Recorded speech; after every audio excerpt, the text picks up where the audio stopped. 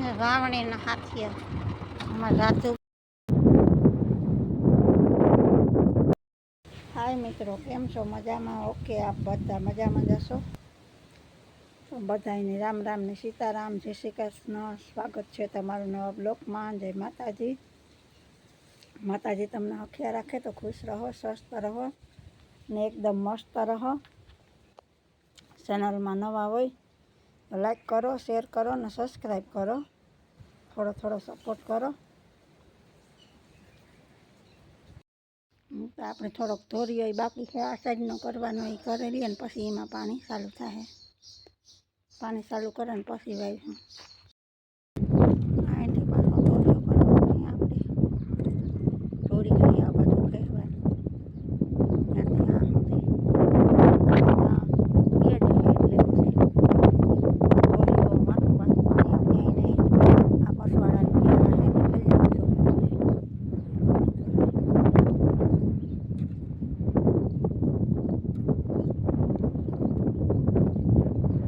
આપણે આ ફરિયાને વાયમાં તો પાણી ઘટે ગયું એટલે 4-5 કલાક હાલે કાયમ.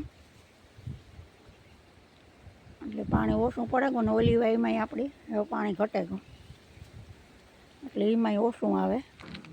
જોઈએ એટલે પાણી ન આવે એટલે ઓરવણામાં થોડીક વાર લાગશે, થોડાક દે ધીરું પાણી હાલે એટલે. પણ તાજા બે મૂકીએ ને એટલે વાંધો ન આવે, 2 મોટરનું. પણ હવે ફરિયાની વાયમાં પાણી ડૂકે ગયું એટલે 5 કલાક 4-5 કલાક જ હાલે. ને આવે ગા માંડવી ફોલાવા ગયા હતા ને આપણે સાફ કરવાના હે. જા એટલા આમાં થતા આમાં જા ફાડા હે ને એમાંથી આપણે બીમાંથી ફાડિયા વીણવાના હે.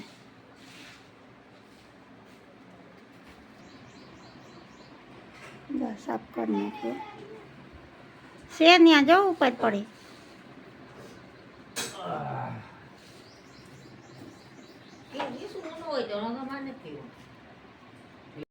આપણી દવા હે, આ છે પાવડર ઉગાડવા માટેનો ને આ છે મૂંડાની દવા. 2 કિલો પાવડર ને 2 લીટર દવા આપણે આપણા બિયારણમાં ભેરવવાની હે. પછી આ આપણે ભેરવે બસ ભરે રાખ્યા, કારણ કે આને ભેરવવી પડે વહેલી, સુકાય તો જ પછી વહીણીમાં હાલે, નકર હાલે ને એટલે સુકાવવી પડે. આપણે આ જોવા હે ને એટલે આપણે ભેરવીને કઢીએ તો પાછું ભેરવી લઈને આ તરફાનમાં કેરવે ને પછી અહીં પાથરી દેવાનું હીરે સુકાય એટલે આ બાસકા ભર લેવાનું. તો આ બાસકા આપણે ભર્યા. આપણે મિત્રો આજે ખાટીઓ બનાવવાનું છે એટલે આપણે મરચાં અને ટમેટાં ને લઈ લીધા હે ને લીમડો આપણે સુકાઈ ગયો. હા, હવે જા પાછો કોર્યો એટલે મોટા પાંદડા હે નહીં ને ડાયરી ઊંસો વિયો પોતે આજે કમરાનો પાછો કોર્યો ને એ લીમડો આપણે ઉપયોગ કરીએ ને એ જ અપડાણો, બાકી તો અપડાણો નહીં આપણાથી. આ છે ચણાનો લોટ, આ છે ખાટી છાશ, આ બધો મસાલો છે. હવે આપણે તેલ મૂકી દઈએ, કુકરમાં તેલ મૂકી દઈએ એટલે હા મોટું હોય તો ઉભરાય નહીં, નકર કઢી ઉભરાય નહીં. જેટલી પાકીએ એટલી સારી થાય. તો આપણે મસાલો નાખી દઈએ.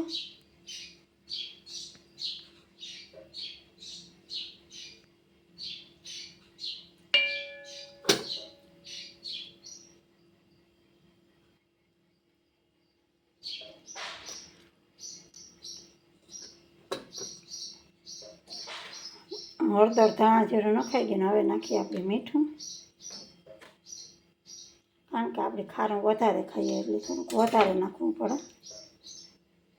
આ છે ચણાનો લોટ આપણો સ્પેશિયલ દાળમાંથી બનાવેલો, ઘરે જ બનાવેલો છે લોટ. હવે તેલ થાય ત્યાં સુધીમાં સુધારી લઈએ.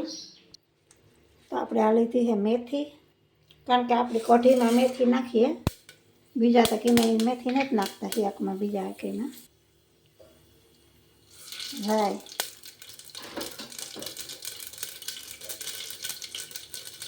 જીરું,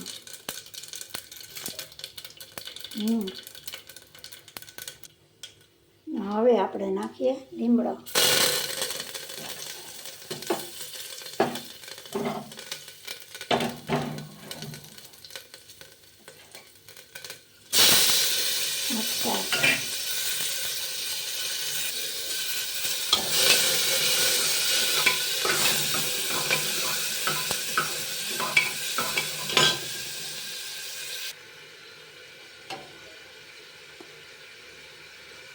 હવે આપણે આ સણાનો લોટ ને વાળો છાશ છે ને એ આમાં નાખી દેવાનું. તો હમણાં ઘણા સમયથી મિત્ર આપણે ખાટીયું નહોતું બનાવ્યું, ખાતું જ નથી બધી.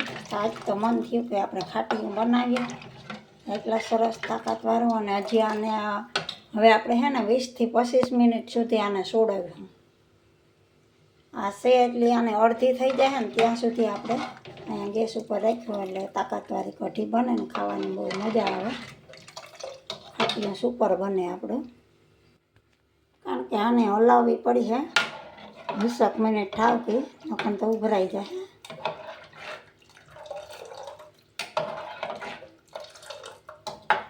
આજે આદુ નહોતું, થઈ રહ્યું હતું એટલે હાલ છે. હવે જો આપણે તાવડી મૂકી દીધી છે. હમણાં બનાવી નાખીએ ફટાફટ બાજરીના રોટલા. આપણે મિત્રો કઢી તૈયાર થઈ ગઈ, ખાટીયું સરસ બની ગયું. હા, રોટલા થઈ ગયા હા તૈયાર. હવે જમવા બેસવાની તૈયારી છે. એટલે તો ડુંગળી સુધારી લઈએ, પછી આપણી ખાઈએ. ઘણા નાખે જરાક ઠરાઈ જાય અને હવે બહુ હજી તો રોટલા શું પડવાના બાકી છે. ખાવાનું હોય અમારે કંઈ ઘા તાવડીમાંથી ઉતરે એટલે તરત જ વાટ જોવાની ન હોય, ઘરમાં ગરમ ઠરાઈ જાય તો બસ ભાવે ને. રાવણીના હાથીએ રાતે બેન કર્યા